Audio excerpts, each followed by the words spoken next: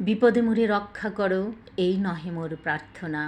বিপদে আমি না যেন করি ভয়। দুঃখ ভরা ব্যতীত চিত্তে নাই বা দিলে সান্ত্বনা। দুঃখ যেন করিতে পারি জয়।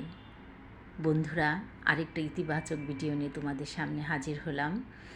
আসলে আমরা এমন মানুষ বোধহয় পৃথিবীতে খুঁজে পাওয়া ভার, যে মানুষ কখনো কোনো প্রতিকূল অবস্থার সম্মুখীন হয়নি। আর ম্যাক্সিমাম মানুষই দেখা যায় কি যে কোনো বিপদে ভড়কে যায়, যে কোনো বিপদে এতটা পেনিক করে, এতটা মানসিকভাবে ভেঙে পড়ে। দেখা যায় তখন আরও নতুন নতুন বিপদের সম্মুখীন হয় এবং বিপদে বিপদে আচ্ছন্ন হয়ে যায়। আজকে যে ভিডিওটা তোমাদের মাঝে শেয়ার করছি, সেই ভিডিওতে দেখব কি কোনো এক ভদ্রলোক হয়তো কোনো না কোনোভাবে বনে চলে আসছেন এবং বনের রাজা সিংহ তাকে আক্রমণ করার জন্য ছুটে আসছেন। কিন্তু উনি ওনার সর্বোচ্চ বুদ্ধিমত্তা দিয়ে সিংহকে থামাবার চেষ্টা করছেন। উনি কিন্তু ভয় পেয়ে যাননি। আর সিংহের মতো আসলে তো আমরা পশুদের সাইকোলজি বুঝি না। উনি হয়তো দ্বিধান্বিত ভাবছেন মনে মনে সিংহ যে কিরে একে যে আমাকেই ভয় দেখাচ্ছে বা আমার দিকে আঙুল তেড়ে আসছে, সে কিন্তু স্তব্ধ হয়ে গেছে এবং থেমে গেছে। এবং আমরা ভিডিওতে দেখব আস্তে আস্তে সে পিছন দিকেও যাচ্ছে।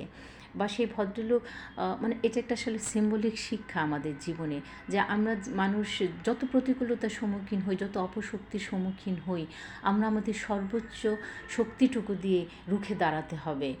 যদি এটা আমরা দাঁড়াতে পারি, তখন কিন্তু আমরা আবার একটা বাঁচার সময় পেয়ে যাই এবং লড়াই করবার যে পরবর্তীতেও যে একটা শক্তি, সেই শক্তি অন্যদেরকে যে প্রেরণা যোগায়, এমন একটা ইতিহাস বলি বা একটা স্মৃতি বলি বা একটা ঘটনা বলি, সেটার সাক্ষী হয়ে থাকি।